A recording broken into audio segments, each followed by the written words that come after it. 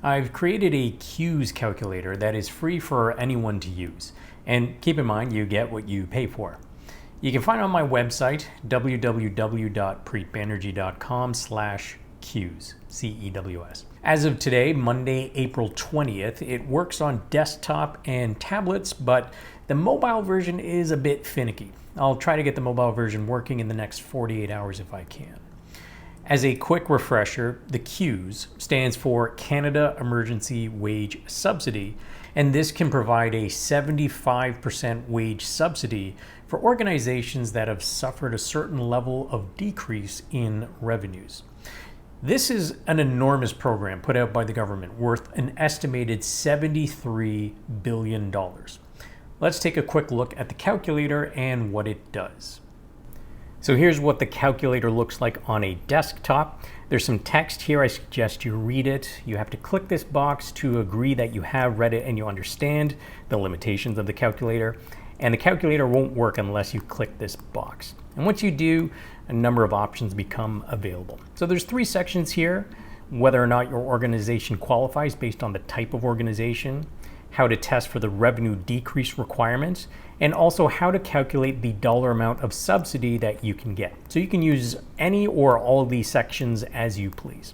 So let's just walk through how this works. So anytime you see an arrow, you can click on that to expand that section. This is going to ask you, what type of employer are you? You select what type of employer you are, and then it'll tell you, yes, you are an eligible applicant or not. Continue on to the next step. You can close that to make it neat and tidy if you wish, or you can leave it open. It doesn't really matter.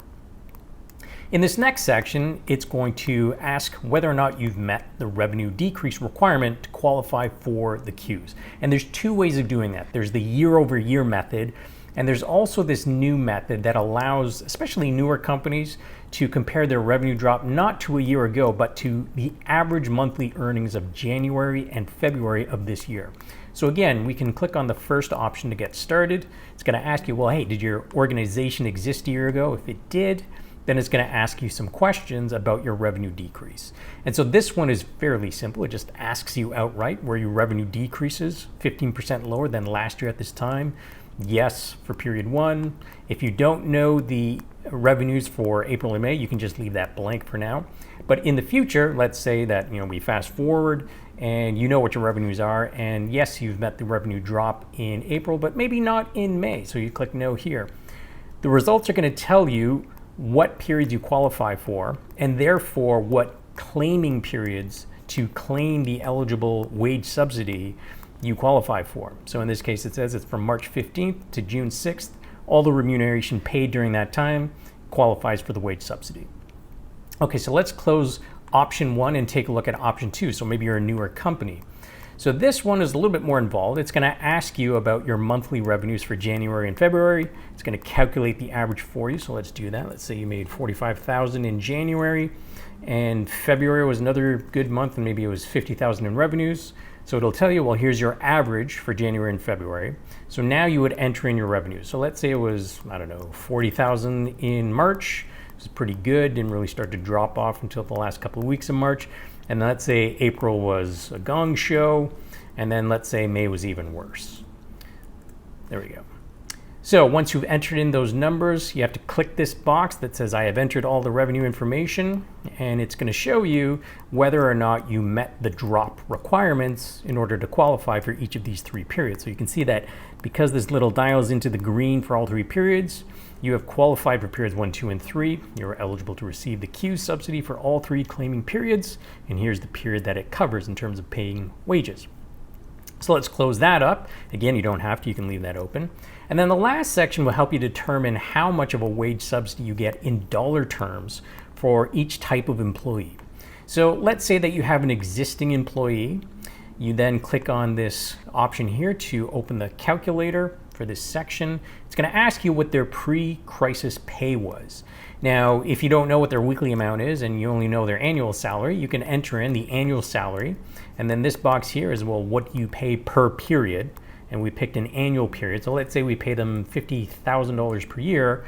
It'll tell you what the average pre-crisis weekly pay is to help with the calculations.